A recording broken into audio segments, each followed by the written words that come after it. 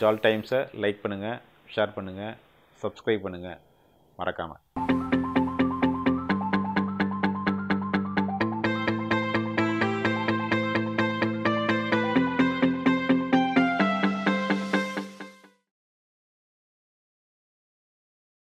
இப்போ இந்த மாதிரியான ஒரு நேரத்தில் ரெகுலரான ஒரு படமாக பிரசாந்த் சாருக்கு இருந்ததுன்னா அது கண்டிப்பாக ஒர்க் அவுட் ஆகிருக்காது. அஜித் சார் வந்து ஒரு குழந்தை மாதிரின்னு வச்சிங்களேன். அவர் வந்து ரொம்ப தன்மையான ஒரு மனிதர். விஜய் சார் வந்து கம்ப்ளீட்டாக ஒரு மாதிரி ரொம்ப டெடிக்கேட்டட் டைப்பு. அதே மாதிரி ஒரு டைம் வச்சுப்பாங்க. அது சொன்னல, சூர்யா சார் அந்த ப்ரைவசி கொடுப்பாங்க. சூர்யா சாருக்கு ரொம்ப நெருக்கமானவராக முருகதாஸ் இருந்தார். சரியாக தவறோ ஓடிக்கிட்டே இருக்கணும், அவ்வளோதான். நீங்கள் வந்து ஒரு நீங்கள் நின்னீங்கன்னா நீங்கள் தனிமைப்படுத்தப்பட்டுருவீங்க.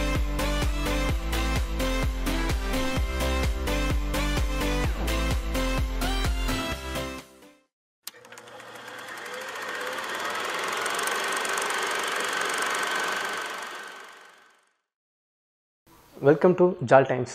இப்போ சமீபமாக திரையரங்கில் வெற்றிகரமாக ஓடிட்டுருக்கிற ஜானி படத்தோட இயக்குனர் திரு வெற்றிச்செல்வன் அவர்களோட தான் பேச போகிறோம். வணக்கம் சார். வணக்கம். வணக்கம். ஜால் டைம்ஸ் யூடியூப் நேயர்களுக்கு என்னுடைய வணக்கம். வாலி படத்துலேருந்து நீங்கள் ஒர்க் பண்ணுறதா கேள்விப்பட்டோம் சார். வாலி படம் முதல் ஜானி படம் வரை உங்களோட திரை அனுபவத்தை பற்றி சொல்லுங்கள் சார். வாலி படம் வந்து நான் ஆக்சுவலாக வந்து பத்திரிகையாளர் தான் லைஃப் ஸ்டார்ட் பண்ணேன். ஒரு ப்ரெஸ் ரிப்போர்ட்டராக தான் உள்ளே வந்தேன். ஜெமினி சினிமான்னு ஒரு பத்திரிகையில் தான் ரிப்போர்ட்டராக தான் ஒர்க் பண்ணிகிட்டு இருந்தேன். அந்த டைமில் ஏற்பட்ட திரை பிரபலங்களோட ஏற்பட்ட நெருக்கம் இருந்துச்சு இல்லையா. வந்த மோட்டிவ் வந்து டைரக்டர் ஆகணுன்னு தான், அதில் எந்த சந்தேகமும் இல்லை. வர்றேன்னா திடீர்னு வந்துட்டு ஒரு இடத்துக்குள்ளே உள்ளே நுழைய முடியாதுல்ல. நம்ம பெரிய ஆட்களுடைய கான்டாக்ட் நமக்கு கிடைக்காது. சரி, அது எந்த ரூட்டு போனால் ஈஸியாக நம்ம அவங்களெல்லாம் பார்க்கலாம், பேசலாம். அப்படிங்கும்போது ஊரில் ஒரு நண்பர் தான் சொன்னார், இல்லை நீ ரிப்போர்ட்டராக இருந்தீங்கன்னா உனக்கு ஈஸியாக இதாகும் அப்படிங்கிற ஒரு க்ளூ கொடுத்தது அவர் தான். அதுக்கப்புறம் இங்கே வந்துட்டு தான் அந்த மாதிரி வந்துட்டு ரிப்போர்ட்டாக ஃப்ரீலான்ஸ் ரிப்போர்ட்டாக வந்துட்டு அப்புறம் ஒரு பத்திரிகையில் ஜாயின் பண்ணேன். அதுக்கப்புறமா ஜீவா சாருடைய பழக்கம் ஏற்பட்டுச்சு. இறந்துட்டாங்க இல்லையா ஜீவா சார், கேமராமேன் டைரக்டர். அவங்க நம்ம ஊர் சொந்த பக்கம்தான், எங்கள் ஊர் பக்கம்தான், பாண்டி தான் அவங்களோட சொந்த ஊர். அதனால் அவங்கள்ட்ட நம்ம ஊருன்னா கொஞ்சம் நெருக்கமாயிட்டாங்க. படித்த ஸ்கூல் எல்லாம் ஒரே ஸ்கூலு அந்த மாதிரின்னொன்னே ரொம்ப நெருக்கமாயிட்டாங்க. அப்புறம் நான் ஒரு நாள் ரொம்ப க்ளோஸ் ஆனதுக்கு அப்புறம் தான் சொன்னேன். எடுத்ததுமே சொன்னோம்னா அங்கேயே பழக்கம் போயிருக்கோம் அப்படிங்கிறதுனால நல்ல க்ளோஸ் ஆகிட்டு சொன்னேன், சார் இந்த மாதிரி சார் எனக்கு ஒரு ஐடியா இருக்குது சார், இந்த மாதிரி டைரக்டர் ஆகணும் சார், நீ யார்கிட்ட சேர்த்து விடுங்க சார் அப்படின்னு. அப்போ வந்து அவங்க சங்கர் சார், வசந்த் சார் மாதிரி பெரிய பெரிய படங்கள் தொடர்ந்து பண்ணிகிட்டு இருக்காங்க. பெரிய எல்லாம் ஹிட் மூவிஸ் எல்லாம். அதாவது ஜீவா சார் ஒரு படத்தில் இருக்காங்க அப்படின்னா அந்த ப்ராஜெக்டே பெரிய ப்ராஜெக்ட்டுங்கிற மாதிரி ஒரு இது இருந்தது. அந்த டைமில் நான் சொல்கிறேன், சார் நீங்கள் யார்கிட்ட வேணாலும் சேர்த்து விடுங்க. நான் இதெல்லாம் சொல்லவே இல்லை, ஆப்ஷன்லாம் சொல்லவே இல்லை, இவங்கள்ட்ட சேருங்க அவங்கள்ட்ட சேருங்க அப்படின்லாம் சொல்லவே இல்லை. நீங்களாம் சொல்லுங்கள் சார் அப்படின்னு. சரி வெற்றி, நீங்கள் கொஞ்சம் வெயிட் பண்ணுங்கள், நான் சொல்கிறேன், ரைட் டைமில் சொல்கிறேன் அப்படின்னாரு. அப்புறம் ஒரு நாள் திடீர்னு சொன்னாங்க, இல்லை ஒரு யங் பிளட்டு ஒருத்தன் வரான், பிரமாதமாக டைரெக்டாக வர போகிறான், நான் அவன்கிட்ட சொல்கிறேன், நீங்கள் சேர்த்துங்க அப்படின்னாரு. அதுதான் விஜய் சூர்யா. சொல்லிவிட்டு அதே மாதிரி நம்பர் கொடுத்துட்டு கால் பண்ண சொன்னார். நானும் ஒரு சார்கிட்ட சூர்யா சார்கிட்ட ஃபோன் பண்ணி பேசினேன். உடனே வாங்க ஜாயின் பண்ணிங்க அப்படின்ட்டார். அப்படி சேர்ந்த படம் தான் வாலி. டாப் ஸ்டார் பிரசாந்தோட ஒரு கம்பேக் மூவியாக இந்த ஜானி கதை இருக்குன்னு எப்படி சூஸ் பண்ணீங்க சார்?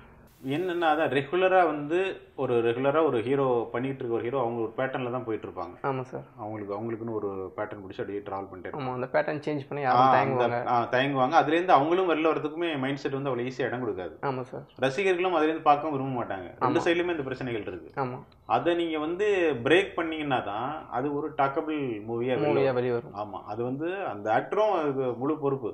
அவரும் ஒத்துக்கணும், அதை முழு மனசோட ஆமாம் ரைட் இது பண்ணால் எனக்கு ஒர்க் அவுட் ஆகும், தாராளமாக பண்ணுறேன்னு அவரும் ஒத்துக்கணும். அதே மாதிரி ஆடியன்ஸும் அதை வந்து அக்செப்ட் பண்ணணும். அந்த கதையை அது அக்செப்ட் பண்ணலைன்னா தப்பாக போயிடும். இப்போ இந்த மாதிரியான ஒரு நேரத்தில் ரெகுலரான ஒரு படமாக பிரசாந்த் சாருக்கு இருந்ததுன்னா அது கண்டிப்பாக ஒர்க் அவுட் ஆகிருக்காது. டிஃப்ரெண்ட்டான ஒரு மூவியாக இருக்க போய் தான் ஒர்க் அவுட் ஆச்சு. இவர் பண்ணதில்லை, இவர் பண்ணல, இதுவே ஒரு புதுசாக வருது. ஒரு ஆடியன்ஸ் வந்து எதிர்பார்க்க மாட்டாங்க இப்படி இருக்கும் அப்படின்னு அவங்களுக்கு தெரியாது. ஆமாம் சார். வரும்போது அதுவே ஒரு பெரிய சர்ப்ரைஸாக இருக்கும். அந்த சர்ப்ரைஸே இந்த படத்தை ஒரு சக்ஸஸுக்கான ஒரு காரணம். கண்டிப்பாக ஆடியன்ஸ்க்கு ஒரு புது டாப் ஸ்டார் பிரசாந்தை தான் படத்தில் பார்ப்பாங்க. கண்டிப்பாக இந்த படத்தோட கேமராமேன் எம்வி பன்னீர்செல்வம் சார் இதுக்கு முன்னாடி நிறைய படங்கள் பண்ணியிருக்காரு. அவரோட ஒர்க் பண்ண உங்களோட எக்ஸ்பீரியன்ஸ் எப்படி இருந்துச்சு சார்? நிச்சயமாக அந்த எக்ஸ்பீரியன்ஸ் வந்து எனக்கு பயன்பட்டது கண்டிப்பாக. ஏன்னா ஒரு டைரக்டருக்கு வந்து கேமராமேனுடைய சப்போர்ட் வந்து ரொம்ப அவசியம். அவர் சப்போர்ட் பண்ணலாம். நீங்கள் வந்து என்ன வேணாலும் கற்பனையில் நினச்சிக்கலாம், இன்னைக்கு 2 சீன் எடுக்கலாம் அப்படின்னு பிளான் போடலாம். ஆனால் அது சாத்தியமா இல்லையா அப்படிங்கிறது ஒரு கேமராமேன் கேளுங்க. அப்படின்னா அவர் ஸ்லோ ஆயிட்டார் அப்படின்னா கண்டிப்பாக அதை முடிக்க முடியாது. நீங்கள் அது முடிக்க முடியலன்னா நீங்கள் பல பேருக்கு பதில் சொல்லணும். ப்ரொடியூசருக்கு பதில் சொல்லணும். ஹீரோவுக்கு ஒரு டேட் வாங்கியிருப்பீங்க, அது தள்ளி போகும். ஒரு 40 நாள் நினைச்சது 45 நாளுக்கு போகும். நிறைய சிக்கல்கள் இருக்கு இல்லையா? அது அந்த எக்ஸ்பீரியன்ஸ், அந்த அனுபவம் ரொம்ப ரொம்ப பயன்பட்டது. அவர்னால இன்னைக்கு பிளான் பண்ண ஒரு சீன் தள்ளி போகவே இல்லை. இல்லைன்னா நம்ம என்ன நினைச்சோமோ அதை விட ஃபாஸ்ட்டான ஒரு ஒர்க்கர் அவர். நீங்கள் இந்த படம் ரிலீஸ் பண்ணும்போது அஸ் அ டேரக்டராக உங்கள் படம் தேட்டர் ரிலீஸ் ஆகுது அப்படிங்கும்போது அந்த மொமெண்ட்டை நீங்கள் எப்படி ஃபீல் பண்ணீங்க சார்? நிச்சயமா எனக்கு என்னன்னா முதல் நாள் ஃபுல்லாகவே தூக்கமே வரல. கம்ப்ளீட்டாக படம் ரிலீஸ் ஆகும் எல்லாம் சொன்னாங்க என்ன கண்ணெல்லாம் சவுந்து இருக்கு அப்படின்னாங்க. எனக்கு சுத்தமாக தூக்கமே வரல. நானும் படுத்து இன்னும் 1 மணி நேரம் தானே, நான் 2 மணி ஆயிடுச்சு, 2 மணி நேரம் தூங்குவோம், 3 மணி நேரம் என்னென்னமோ கற்பனை எல்லாம் பண்ணி பார்க்குறேன். நானே வாலண்டியரியா எல்லாம் என்னென்னமோ நினச்சிக்கிறேன். ஆனால் தூக்கம் வரவே இல்லை, சுத்தமாக வரவே இல்லை. எனக்கு என்னென்னலாம் வருதுன்னா, நம்ம நினச்சி எடுக்கிறோம் ஆடியன்ஸோட இது கனெக்ட் ஆகுமா, ஒருவேளை ஆகலைன்னா என்ன பண்றது, மறுபடியும் ஆனாவிலேருந்து ஆரம்பிக்கணும் லைஃப். இவ்வளோ சிக்கல்கள் இருக்கு. இந்த இத்தனை பேரோட போராட்டமும் இது சரியான திசை நோக்கி தான் போகுதா இல்லையா அப்படிங்கிறத இந்த ஒரு நாள் முதல் ஷோ தான் முடிவு பண்ண போகுது. முதல் ஷோவில் என்ன சொல்ல போறாங்களோ ஆடியன்ஸ், கண்டிப்பா தமிழ்நாடு ஃபுல்லா அதுதான் ரிசல்ட்டா இருக்கும். நீங்க அமரக்கவயம் படத்துலயும் எமன் படத்துலயும் பாடலாசிரியரா ஒர்க் பண்ணீங்கன்னு கேள்விப்பட்டேன் சார். அதாவது என்னன்னா, ஃபேஸ்புக்ல தான் நான் கவிதைகள் எழுத ஆரம்பிச்சேன். நான் சொல்றது ஒரு நான் டைமுக்கு பிறகு. Okay sir. அதை படிக்கிறவங்க கொஞ்சம் பிகினிங்ல சுமாராக இருந்துச்சு. அப்புறம் படிக்கிற நண்பர்கள் இல்லைங்க எப்படி மாத்துங்க, இந்த வரிகளை தூக்கி எண்டில் பிடிக்கணும் நல்லா இருக்கும் அப்படி நல்ல கவிதை தெரிஞ்சவங்க, இலக்கணம் தெரிஞ்சவங்கலாம் இருக்காங்க இல்லையா, அவங்களாம் சொல்ல போய் அந்த கவிதை ஞானம் உள்ளவங்க இல்லைங்க, இந்த நீங்க சஸ்பென்ஸ் முன்னாடி சொல்லிடுறீங்க, ஒரு படத்துக்கான கிளைமேக்ஸ் மாதிரி எண்டு கொண்டு போங்க பாருங்க, இதே நீங்க சொன்னதான் நான் மாற்றி போட்டு காமிக்கிறேன் பாருங்க அப்படிங்கும்போது எனக்கு அது ஒரு சர்ப்ரைஸாக இருந்துச்சு. பரவாயில்லன்னா அதுக்கப்புறம் எழுத ஆரம்பிக்க நிறைய பேர் சொன்னாங்க நல்லா இருக்கு, ஒரு மாதிரி ஃபீல் இருக்கும் கவிதையில் அப்படின்னாங்க. எனக்கு அமரகாவியம் ஷூட்டிங் கம்ப்ளீட் ஊட்டி. 45 நாள் அங்கே தான் போச்சு. அந்த படத்தில் எல்லா சாங்குமே ஷூட் பண்ணிட்டு தான் லிரிக்ஸ், அதுக்கப்புறம் தான் சாங் எழுதணும். ஆமாம், விஷுவல் முன்னாடியே பண்ணியாச்சு, சாங் அப்புறமா போட்டது. அந்த படத்துக்காக எடுக்கப்பட்ட விஷுவல், ஊட்டியில் எடுத்த விஷுவல் எனக்கு பயங்கர, அந்த மானிட்டரில் பார்க்கும்போது எனக்கு அது ஏதோ பொய்டிக்காக இருக்கிற மாதிரி கவிதை. ஆமாம், ஒவ்வொரு ஃப்ரேமே அது ஜீவாசங்கர் தான் கேமராமேனும். அவரு அந்த வைக்கிறது பார்த்துட்டு எனக்கு ரொம்ப என்னடா ஃபுல்லாக எனக்கு தோணிடுச்சு. அது இந்த இதுக்கு ஒரு பாட்டு எழுதுனா இந்த விஷுவலுக்கு என்னால் ஒரு அழகான பாட்டு எழுத முடியும் அப்படின்னு அங்கே தான் நான் முடிவு பண்ணேன். பட் நான் அங்கே கேட்கல. இங்கே ஆஃபீஸ் நான் அவர்கிட்ட ஒரு நாள் தனியாக இருக்கும்போது சொன்னேன், சங்கர் நான் வேணா இந்த லிரிக் இதுக்கு நான் எழுதி பார்க்கணுமா அப்படின்னு. சரி தாராளமாக எழுதுங்க, டியூன் இல்லை அப்போ டியூன்லாம் ரெடி ஆகல, நீங்கள் எழுதுங்க வெட்டி, நீங்கள் போய் ஸ்டார்ட் பண்ணிடுங்க, லிரிக்ஸ் எல்லாம் எழுதிருங்க, நம்ம அதுக்கு ஏற்ற மாதிரி டியூனுக்கு ஏற்ற மாதிரி வேணா அப்புறம் நம்ம பண்ணிக்கலாம், கண்டென்ட்டாக எழுதுங்க அப்படின்னு என்கரேஜ் பண்ணாப்புல. அதுதான் உங்களோட ஃபர்ஸ்ட் பாடல். அதுக்கப்புறம் ஜிப்ரான் சார்ட்ட சொன்னதுக்கப்புறம் அவங்களும் எழுதுங்கன்னாங்க. ஃபர்ஸ்ட் 1 வருஷம் 2 வருஷம் எழுதி காமிச்சேன். 2 வருஷமே அவங்க பிடிச்சிருச்சு, அந்த கண்டென்ட் அவங்க பிடிச்சிருச்சு. Super sir. அப்படி ஸ்டார்ட் ஆனது தான். அடுத்து அதே படத்துல இன்னொரு பாட்டு அப்புறம் அவங்களாவே எழுத சொன்னாங்க. 2வது பாட்டு மௌனம் பேசுன்னு ஒரு சாங் வரும், சித்ரா பண்ணது, ரொம்ப நல்ல சாங். நல்ல சாங். அந்த சாங் அவங்களா எழுதுங்க அப்படின்னாங்க. முதல் பாட்டு நான் கேட்டு எழுதுனேன், 2வது பாட்டு அவங்களே கொடுத்தாங்க அதே படத்துல. விஜய் ஆண்டனி சார் கூட ஒர்க் பண்ணியிருக்கிறீங்க, ஸோ அந்த எக்ஸ்பீரியன்ஸ் எப்படி இருந்துச்சு? நான் அவங்களுடைய, அதாவது விஜய் ஆண்டனி சாருடைய முதல் படம். ரொம்ப எளிமையான மனிதர், ரொம்ப எளிமையான மனிதர். ஒரு விஷயத்த நான் இப்போ சொல்கிறேன்ல, யாரையும் புண்படுத்திடக்கூடாதுன்னு. அவர் ரொம்ப வார்த்தையில கூட யாரையும் காயப்படுத்திடக்கூடாது, அவருடைய செய்கையில யாரையும் டிஸ்டர்ப் பண்ணக்கூடாது அப்படின்னு நினைக்கிற ஒரு மனிதர் அவர். ரொம்ப நல்ல மனிதர். அதே மாதிரி பல திறமைகள் உள்ள ஒரு மனிதரும் கூட. Okay sir. அவ்வளோ ஈஸியாக ஒரு விஷயத்த எடுத்துப்பாரு. டக்குன்னு உங்களை பார்க்குறாரு, உங்கள்கிட்ட ஒரு விஷயம் இருக்குன்னா டக்குன்னு அதை உள்வாங்கக்கூடிய அப்சர்வேஷன் பயங்கரம் இருக்கு. சூப்பர். அதே மாதிரி நல்ல மனிதர்கள் நடத்துறதுல நல்ல ஒரு மனிதர் அவர். ஆமாம். எஸ்ஜே சூர்யா சார் கூட நீங்கள் ஒர்க் பண்ணீங்களே சார், அவர்கிட்ட நீங்கள் என்ன கற்றுக்கிட்டீங்க, சார் உங்களுக்கு என்ன கற்றுக் கொடுத்துருக்காரு சார்? நான் கற்றுக்கிட்டது எல்லாமே அவர்கிட்ட கற்றுக்கிட்டது தான். இப்போ எனக்கு தெரிஞ்ச எல்லாமே அவர்கிட்ட இருந்து கற்றுக்கிட்டது தான். SJ Suryah sir. ஆமாம். உங்களோட கற்றுக் கொடுத்தாரு அப்படின்னு சொல்ல முடியாது. அவர் அந்த டைப் கிடையாது. நான் அதை சொல்லுவேன். அதாவது என்னன்னா, எனக்கு நான் புதுசு, இவன் புதுசு, இவனுக்கு இப்பதான் கத்துக்க போற அப்ரெண்டிஸா உள்ள வந்திருக்காரு, அவருக்கு எதுவுமே சினிமா பத்தி தெரியாது அப்படின்னு அவர் என்ன அப்ரோச் பண்ணவே மாட்டாரு. எனக்கு எல்லாம் தெரிஞ்ச மாதிரியே தான் அப்ரோச் பண்ணுவாரு. என்னிட்ட ஒரு பொறுப்பு உடைக்கும் போது எனக்கு ஏதோ நான் 10 படம் ஒர்க் பண்ணிட்டு வந்திருக்கேங்கிற மாதிரி தான் அவருடைய அப்ரோச் இருக்கும். அதையும் நான் மறுக்கிறது இல்லை. அதாவது சார் இது எனக்கு தெரியாது அப்படின்னு சொல்ல மாட்டேன். தெரியாதுன்னு சொன்னா அந்த வாய்ப்பு இன்னொருத்தருக்கு போயிருக்கும். கண்டிப்பா அந்த இடத்துக்கு நீங்க வர முடியாது. அது தெரியலனாலும் தெரிஞ்சவங்களை கூட வச்சுக்கிட்டு கலகா அப்படியே பண்ண போய் தான் அவருக்கு. ஆமாம், அவருக்கு ரொம்ப பிடிக்க ஆரம்பிச்சது காரணமே அதுதான். இப்போ தெரிஞ்சுக்கிட்ட எல்லாமே அவர் தான். அவங்களோட 20 வருஷ சினிமா பயணத்தில் என்னைக்காவது இந்த ஜானி படம் பண்ணுறதுக்கு முன்னாடி இந்த சினிமா எனக்கு வேணாம், சினிமா விட்டு வெளியே போயிடுறேன் அப்படிங்கிற எண்ணம் உங்களுக்கு தோணுச்சா சார்? ஒரு நொடி கூட நான் அதுமாதிரி நினச்சே என்னைக்கா இருந்தாலும் சினிமா தான். இன்னைக்கு இல்லை, இந்த 18 வருஷம் கிடையாது, இன்னும் 10 வருஷம் ஆனாலும் நினைக்க மாட்டேன். இந்த சினிமா மட்டும்தான் நமக்கு வேறு எதுவுமே. நினைக்க மாட்டேன் கடைசி வரைக்கும் படமே பண்ணாமலே போனேன்னா கூட நான் கவலைப்பட மாட்டேன். ஆனால் சினிமாவில் தான் இருப்பேன். சினிமாவில் தான் இருப்பேன். நான் அதை விட்டு போகிற மாதிரி எனக்கு எண்ணம் வரல. நான் அந்த மாதிரி ஒரு துளி கூட நினச்சதே இல்லை. என்னை சுற்றி இருக்கவங்க நினச்சிருக்காங்க, என்னுடைய ரிலேட்டிவ் நினச்சிருக்காங்க, என் கூட பிறந்தவங்க நினச்சிருக்காங்க, ஐயோ என்னடா அவ்வளோ வருஷமாக போய் கஷ்டப்பட்டுட்டு இருக்கானே, ஒன்றும் இல்லை, ஒரு சின்ன சின்ன சந்தோஷங்கள் கூட அவனுக்கு கிடைக்கலையே லைஃப்பில், ஒரு சரியான டைம் கிடைக்க வேண்டிய எந்த விஷயமும் கிடைக்கல, எதுவுமே இல்லாதப்ப இத்தனை வருஷம் போராடிக்கிட்டு இருக்கானே. அவங்களுக்கு கேட்கறதுக்கு என்கிட்ட சொல்றதுக்கும் எங்கள் அண்ணனோ எங்கள் அக்காவோ என்கிட்ட சொல்றதுக்கும் அவங்களுக்கு இதை சொன்னோம்னா ஹர்ட் ஆகிட போகிறான், மனசு சங்கடப்பட போகிறான், ஃபீல் பண்ணிட்ட போகிறான் அப்படி சுற்றி வரும். யாராவது சொன்னாங்கன்னு சுற்றி வரும் என் காதுக்கு பேச்சு வாக்கில். ஆமாம், அது சங்கடமாக இருக்கும் சம்டைம்ஸ். அப்புறம் யோசிச்சு பார்த்தாலும் சரி, அவங்க என்ன நம்ம மேலே ஒரு அஃபெக்ஷனில் தான் சொல்கிறாங்க, ஐயோ லைஃப் என்னடா வீணாக்குறானே, ஒரு டயத்து கல்யாணம் ஆகிறது எல்லாமே பிரச்சனை இல்லை உங்களுக்கு. சினிமாவில் வந்தோன்னா ஒரு பொண்ணு தர மாட்டாங்க, எல்லா சிக்கலும் இருக்குது இதுல. இதுக்குள்ள போய் இவன் மாட்டிக்கிட்டானே, இவன் கேரக்டருக்கு அது எப்படி வந்து அவன் மீண்டு வருவான், எப்படி சொல்றதுன்னு தெரியல, தயக்கங்கள்லாம் நிறைய இருந்தது. ஒரு கண்டிஷன்ல அவங்களுக்கெல்லாம் நம்பிக்கை போற மாதிரியான ஒரு சூழல் வந்துட்டு. எங்க வீட்லயே சொல்றேன், வெளியில சொல்லல, எங்க வீட்டுக்குள்ளேயே அண்ணன் அக்காக்களுக்கே ஒரு லெவல்ல வந்து ஐயோ என்னடா முடியுமா முடியாதோ இப்போ இவ்வளோ அப்படிங்கிற ஒரு கட்டம் வந்துச்சு. சில அண்ணன்ல ஒரு அண்ணன் மட்டும் இல்லை இவன் பண்ணிடுவான் அப்படின்னு நினைச்ச ஒரு அண்ணன் அதுல இருக்காரு. ஸோ அது மாதிரி எதுக்கு சொல்லனா, நான் ஒருபோதும் சினிமா விட்டு நகரணும்னு நான் நினைச்சதே கிடையாது.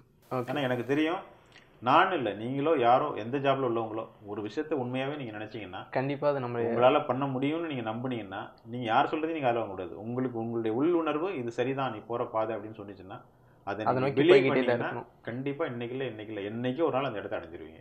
எந்த டவுட்டுமே இல்லை. 60 வயசுக்கு மேற்பட்டவங்க ஜெயிச்சதுக்கு கதையெல்லாம் நம்ம எவ்வளவு கதைகள் படிச்சிருக்கோம், எவ்வளவு மோட்டிவேஷனல் ஸ்டோரிஸ் படிக்கிறோம். இதுக்கு வந்து இந்த ஜெயிக்கிறதுக்கு வந்து வயசெல்லாம் ஒண்ணுமே கிடையாது. ஒருத்தன் 20 வயசுல ஜெயிப்பான், ஒருத்தன் 60 வயசுல ஜெயிப்பான், அதெல்லாம் கணக்கே கிடையாது. ஜெயிக்கிறானாங்கிறது தான் பாயிண்ட், அவ்வளவுதான். அந்த கோல் நோக்கி நம்ம போறோமாங்கிறது நிச்சயமா. உங்களுக்கு ஒரு சுய திருப்தி இருக்குல்ல, எனக்கு இருக்குன்னா நான் என்ன ஆகணும்னு நினைச்சனோ நான் இன்னைக்கு ஆயிட்டேன், அதுவாவே ஆயிட்டு. சக்சஸ்ஃபுல் ஆயிருக்கலாம், ஆகாம இருக்கலாம், பெரிய லெவல்ல இருக்கலாம், இல்லாம இருக்கலாம், இதுக்கு 1000 காரணங்கள் வெளியிலயும் உள்ளேயும் சொல்லப்படலாம். ஆனால் நான் எங்க போகணும்னு நினைச்சேனோ அங்க நான் போயிட்டேன். இதுதான் என்னுடைய சக்சஸ், அவ்வளவுதான். இது வந்து பணம் எனக்கு கோடிக்கணக்கில் வந்ததா லட்சக்கணக்கில் வந்ததா அதை பத்தி எனக்கு கவலை இல்லை. நான் எங்க போய் சேரணும்னு நினைச்சனோ, என்னுடைய டெஸ்டினேஷன் என்ன நான் முடிவு பண்ணணும், அதுக்கு நான் வந்துட்டேன் அப்படிங்கிறது எனக்கு சுய திருப்தி. இப்ப வந்ததுக்கு அப்புறம் உள்ள வேலைகள் என்னங்கிறதா இனிமே. வாலி படத்துல அஜித் சார் கூட ஒர்க் பண்ண எக்ஸ்பீரியன்ஸ் எப்படி இருந்துச்சு சார்? அஜித் சார் வந்து ஒரு குழந்தை மாதிரின்னு வச்சுங்களேன். அவர் வந்து ரொம்ப தன்மையான ஒரு மனிதர். அவர் ரொம்ப ஃப்ரெண்ட்லி, தன்மையான மனிதர், அடுத்தவங்களை சங்கடப்படுத்தக்கூடாது அந்த மாதிரி டைப் தான் அவருமே. யாரையும் இது பண்ணிட மாட்டார். நான் ஆக்சுவலாக வந்து பத்திரிகையாளராக இருந்தவர் நான் பேட்டி எடுத்திருக்கேன் அஜித் சார் இதுக்கு முன்னாடி. ஆமாம், அதுக்கப்புறம் அசிஸ்டன்ட் டைரக்டராகவும் அவரோட ஒர்க் பண்ண ஒரு சூழ்நிலை வந்துருச்சு. ஸோ என்னை பார்த்து வந்து ஒரு பத்திரிகையாளர் தான் மீட் பண்ணார் ஃபர்ஸ்ட்டு. கொஞ்சம் அவருக்கு வந்து ஒரு தயக்கம் இருந்துச்சுன்னு எனக்கு புரிஞ்சுக்க முடிஞ்சிச்சு. அதாவது சில விஷயங்கள் பேசும்போதெல்லாம் நம்ம டைரக்டர் ப்ரொடியூசர்லாம் பேசும்போது பத்திரிகைன்னா ஒரு எல்லாருக்கும் ஒரு யோசனை இருக்குல்ல, ஏன்னா பர்சனலாக எவ்வளோ விஷயங்கள் பேசுவாங்க, வைப்பாங்க, வெளில போய் சொல்லிட்டாங்கன்னா என்ன பண்ணுறது, அந்த மாதிரி ஒரு இதெல்லாம் அவருக்கு ஆரம்பத்தில் இருந்தது. அப்புறமா புரிஞ்சுக்கிட்டாரு, சரி அந்த மாதிரி கேரக்டர் கிடையாது. அதே மாதிரி அஜித் சார் அடிக்கடி சொல்லிட்டே தான் இருப்பாங்க, அடுத்து நீங்களாம் ஷூட்டிங்லாம் நைட் எல்லாம் போகுதுன்னு வச்சுக்கோங்களேன், விடிய காலம் 7 மணி விடியிற டைம்ல ஸ்டாப் பண்ணிடுவோம் இல்லையா, லைட் வந்துருச்சுன்னு, அப்பெல்லாம் கூப்பிட்டு ரொம்ப அட்வைஸ் பண்ணிட்டு இருப்பாங்க. ரொம்ப அப்போ வந்து எனக்கு ரொம்ப ஆச்சரியமா இருக்கும், அந்த அவருடைய பேச்சுகள் வந்து ரொம்ப ஆச்சரியமா இருக்கும். நல்லா வரணும், எல்லாம் ஒவ்வொரு சூழல்லேருந்து வந்திருப்பீங்க, கஷ்டப்படுற ஃபேமிலியாக இருக்கும், உங்களுக்கு நம்பி ஒரு ஃபேமிலி இருக்கும், ரொம்ப டைத்தை வேஸ்ட் பண்ணாதீங்க, நீங்களாம் நல்லா வரணும், பெரிய டைரக்டர் வரணும், யாரை வச்சாலும் கதை எழுத ஆரம்பிச்சிருங்க, யோசிக்க ஆரம்பிச்சிருங்க, அப்படி ஒன்று ஒன்றா சொல்லிகிட்டே இருப்பார். விஜய் சார் கூட ஒர்க் பண்ண எக்ஸ்பீரியன்ஸ் எப்படி சார் இருந்துச்சு குஷி படத்தில்? விஜய் சார் வந்து கம்ப்ளீட்டாக ஒரு மாதிரி ரொம்ப டெடிக்கேட்டட் டைப்பு. அதே மாதிரி ஒரு டைம் வச்சுப்பாங்க, இந்த கண்ணாப்புன்னு கண்ட நேரத்தில் போகிறது நடிக்கிறது வைக்கிறதெல்லாம் பகல்னா பகல் கரெக்டாக. ஆமாம், அதே மாதிரி 7 o'clock அப்படின்னா 7 o'clock வித் மேக்கப்போட வந்து உட்காந்துருப்பாங்க, யார் வர்றாங்க வரல அதெல்லாம் கூட விட மாட்டாங்க. அதே மாதிரி 6:20 அந்த டைம் முடிஞ்சுன்னா டக்குன்னு கிளம்பிடுவாங்க. ஆமாம், அது எனக்கு ரொம்ப பிடிச்சிருந்துச்சு. அது ஏன்னா அவர் கிளியராக சொல்லிவிடுவார், பகல்னா பகல், நைட் நைட் எடுக்கணும், பகல் விட்டணும், பகல் எடுக்கணும், நைட். அந்த பாலிசி எனக்கு வந்து ரொம்ப பிடிச்சிருந்துச்சு. அதே மாதிரி டப்பிங்லாம் பார்த்து நான் மிரண்டேன் ஃபர்ஸ்ட் டைம். அப்போ தான் நான் பார்க்குறேன் அவரை, அப்படியே போட்டு ஸ்க்ரீனை ஒரு தடவை 2 தடவை பார்த்துட்டே இருப்பார், பிளேன்னு சொல்லி பார்த்துட்டே இருப்பார். பார்த்துட்டு பெரிய டைலாக், அந்த இன்டர்வல் பிளாக்லாம் ஒரு டைலாக் வரும் உங்களுக்கு விஷயம், அதெல்லாம் அப்படி ஒரு தடவை பார்த்துட்டு அப்படியே சரளமாக அடிச்சு டப்பிங்கில் ஒரே இதில் அடிச்சு, ஒரே டேக்கில். உண்மையிலே இதெல்லாம் பெரிய விஷயம். இதெல்லாம் உங்களோட அடுத்த கதையை ரெடி பண்ணிட்டீங்களா சார்? ரெடி பண்ணிட்டேன். அந்த கதையோட களம் எதுவாக இருக்கும்? ஒன்று வந்து 3 கதைகள் இருக்கு. 3 கதைகள்? ஆமாம், 3 கதைகள் இருக்கு. ஒன்று டுவெல் ரோல். Okay sir. அது கொஞ்சம் பெரிய பட்ஜெட்டில் பண்ண வேண்டிய படம். ஒன்று வந்து ஒரு பியூர் லவ். ஓகே. இன்னொன்று இந்த மாதிரி கிரைம், இப்போ ஜானி பேட்டர்ன் இல்லையா, கிட்டத்தட்ட அந்த மாதிரியான ஒரு பேட்டர்ன். Okay sir. இந்த 3 கதைக்கும் ஹீரோ சூஸ் பண்ணால் யார் சூஸ் பண்ணலாம் நீங்கள் ஒரு ஐடியா வச்சு? இதுதான் அந்த ஒரு டுவல் ரோலுக்கு வந்து பெரிய ஹீரோ தான் பண்ண முடியும். Okay sir. Ajith sir, Vijay sir மாதிரி. ஏன்னா அது பெரிய பட்ஜெட் எடுக்கிற படம் தான். அது சாதாரண வச்சு பட்ஜெட் சமாளிக்க முடியாது. அந்த மாதிரியான ஒரு படம் தான். Okay sir. மற்ற 2 கதைகள் வந்து பிரச்சனை இல்லை. நம்ம வந்து நமக்கு யார் கிடைக்கிறாங்கன்னா ஓரளவுக்கு நேம்ல உள்ளவங்க இருக்காங்க இல்லையா, அந்த மாதிரி இந்த கதைக்கு இந்த கேரக்டருக்கு சூட்டபிளா யார் கிடைப்பாங்களோ நம்ம அவங்கள வச்சு பண்ணலாம். ஆஸ் அ சக்ஸஸ்ஃபுல் டைரக்டரா வளர்ந்து வரும் இல்லை சினிமாவில் வாய்ப்பு தேடிட்டு இருக்கிற இயக்குனர்கள் அவங்களுக்கு நீங்கள் என்ன அட்வைஸ் பண்ணணும்னு நினைக்கிறீங்க சார்? என்னென்னா, நிறைய வந்து படம் பார்க்குற ஹேபிட் வந்து வளர்த்துக்கணும். Okay sir. அது ஓரளவுக்கு பார்த்துருவாங்க. நிறைய படிக்கிறது வந்து இப்போ குறைஞ்சிருச்சு. படிக்கிறது இப்போ நிறைய புத்தகங்கள் படிக்கிற ஹேபிட்டே ஆல்மோஸ்ட் போயிடுச்சு. அதை என்கரேஜ் பண்ண மாதிரி தான் இப்போ சில பேர் இப்போ நூலகங்கள்லாம் இப்போ நம்ம சினிமா சர்க்கிள்லேயே ஓப்பன் பண்ணிட்டு இருக்காங்க. பாலுமகேந்திரா நூலகம், கோகை, இதெல்லாம் வந்து இப்போ வந்து அதை என்கரேஜ் பண்ணுறதுக்கு தான் அவங்க வந்து இப்போ அதை பண்ணுறாங்க. அது ஒரு நல்ல முயற்சி. நிறைய படிக்கணும், மனிதர்களை நிறைய சந்திக்கணும், நிறைய அனுபவங்களை வந்து நம்ம பெறணும்.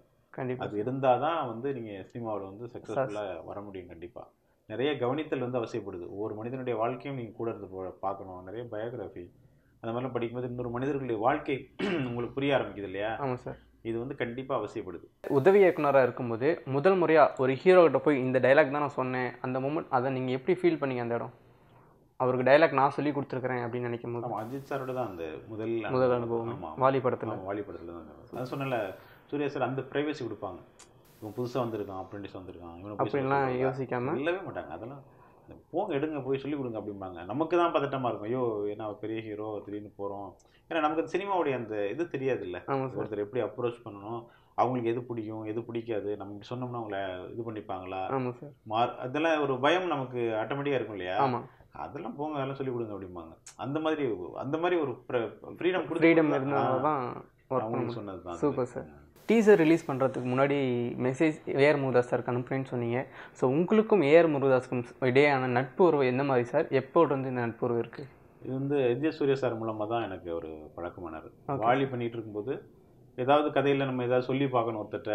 ஆமாம் சார். அவங்களுடைய ஒப்பீனியன் கேட்கணும். இப்போ நம்மளே நானே ஒரு கதை பண்ணுறேன், ஒரு சீன் பண்ணுறேன்னா நான் என்ன பண்ணுவேன்னா, யார்ட்டையா ஒருத்தட்ட வந்து அதுக்கு ரைட் பர்சன் ஒருத்தட்ட சொல்லி பார்ப்பேன். அப்போ தான் அந்த பல்ஸ் தெரியும் நம்ம இது சரியான ரூட்டில் நம்ம போகிறோம் போகலை அப்படின்னு சொல்லி பார்க்கறதுக்கு மனசுக்கு நெருக்கமானவங்களா இருக்கணும். அது வந்து வெளியில சொல்லாத நம்பிக்கையானவங்களா இருக்கும்னு பார்க்கும்போது சூர்யா சாருக்கு ரொம்ப நெருக்கமானவராக முருகதாஸ் இருந்தார் அந்த டைம்ல. அப்போ பார்க்கும்போது இப்போ எதுனாலும் ஏதாவது ஒரு சரி இப்படி பண்ணலாம் அப்படி பண்ணலாங்கும்போது நேராக பைக்கை வச்சுருந்தாங்க சூர்யா சார் எடுத்துக்கிட்டு நேராக முருகதாஸ் சார் வீட்டுக்கு போயிடுறது. அங்கே போயிட்டு மொட்டை மாடியில் போய் பேசிட்டு இருக்கிறது. இப்படிதான் அவருக்கும் எனக்குமான நட்பு. அப்புறம் வந்து குஷியில் வந்து அவங்களே ஒர்க் பண்ணாங்க.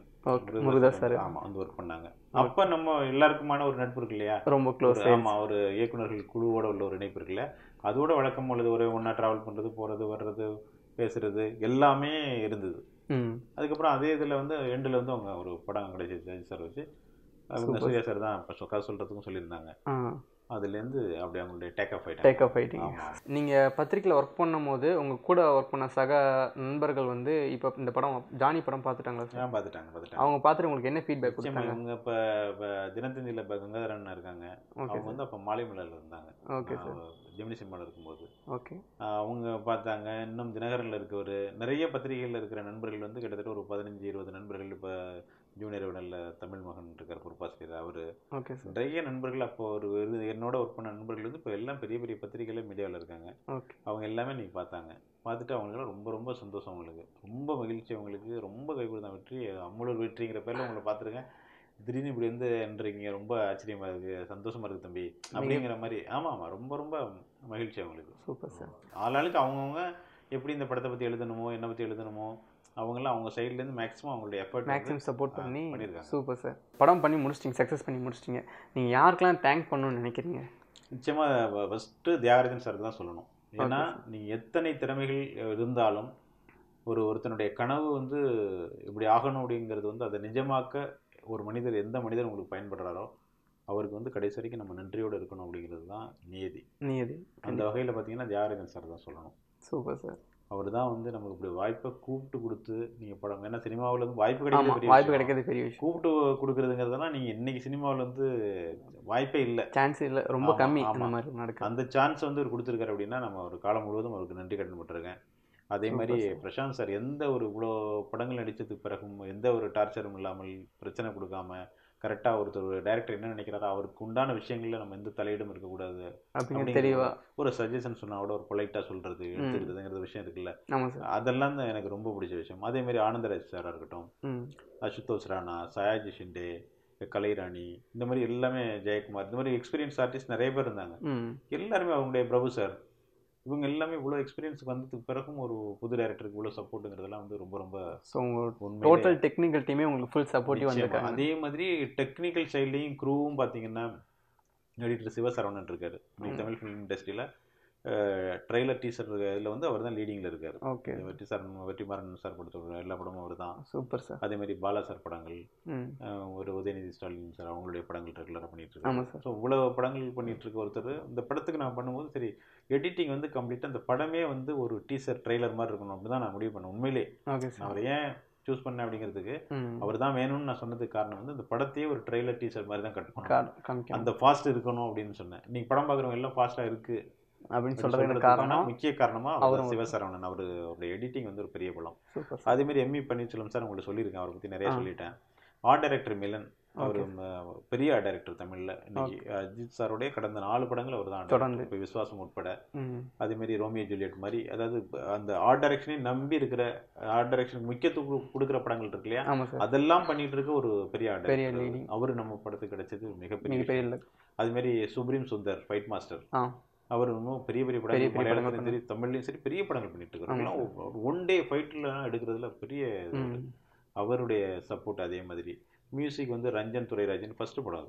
Super sir. பார்த்தீங்கன்னா பேக்ரவுண்ட் ஸ்கோர் வந்து அவ்வளோ நல்லா இருக்குன்னு சொல்லி எல்லா சைட்லேருந்துமே, அது மீடியாக்களும் சரி வெளியில் பார்க்குறவங்களும் சரி, ஒரு ஃபுல்ஃபில்லான ஒரு மியூசிக் இருக்குது படத்தில். பேக்ரவுண்ட் ஸ்கோர் வந்து பயங்கரமாக சப்போர்ட் பண்ணுது அப்படின்னு சொல்கிறாங்கன்னா அவருடைய காரணம் தான் அது. அது மாதிரி எஃபெக்ட்ஸ் எம்ஜே ராஜு பண்ணியிருக்காரு. அவர் சொல்ல வேண்டியதில்லை, அவர் மணிசார் படத்துலேருந்து எல்லா பெரிய படங்களும் பண்ணுற ஒரு இவர் தான். அவருடைய சவுண்ட் எஃபெக்ட் நல்லா இருக்குது அப்படின்னு எல்லாருமே சொன்னாங்க. Super sir. அந்த மாதிரி இது உங்கள் டீமில் எல்லாத்துக்குமே இந்த வெற்றி கிடைச்சது மிகப்பெரிய சந்தோஷம். நிச்சயமாக. இவ்வளோ நேரம் நாங்கள் கேட்ட கேள்விக்கு எந்த ஒரு தயக்கமும் இல்லாமல் ஓப்பனாக பதில் சொன்னதுக்கு ரொம்ப நன்றி சார். உங்களுக்கும் ரொம்ப நன்றி. ஜால் டைம்ஸ் நேயர்கள், யூடியூப் சேனல் நேயர்கள் அனைவர்களுக்கும் நன்றி. அதாவது என்னுடைய முதல் படம் பண்ணியிருக்கேன். ஸ்க்ரீனில் பார்த்ததுக்கப்புறம் என்னுடைய பேரை பார்க்கும்போது ஏற்பட்ட ஒரு சிலிர்ப்பு இருக்கு இல்லையா, அதே மாதிரி கிட்டத்தட்ட இந்த இது வருது. நான் இது வரைக்கும் இந்த படத்துக்காக எந்த ஒரு இதுக்கப்புறம் இந்த படத்துக்கான வரவேற்பு, இதுக்கு என்ன ஏதாவது விருது கிடைக்குமா, இல்லை ஒரு நல்ல ஒரு டைரக்டர் அப்படிங்கிற ஒரு நேம் கிடைக்குமா அப்படிங்கிறதெல்லாம் மீறி இது எனக்கு கிடைச்ச முதல் பரிசே வந்து ஒரு விருது மாதிரி நான் ஃபீல் பண்ணுறேன். Thank you so much.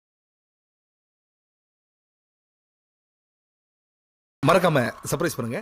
தேங்க்யூ.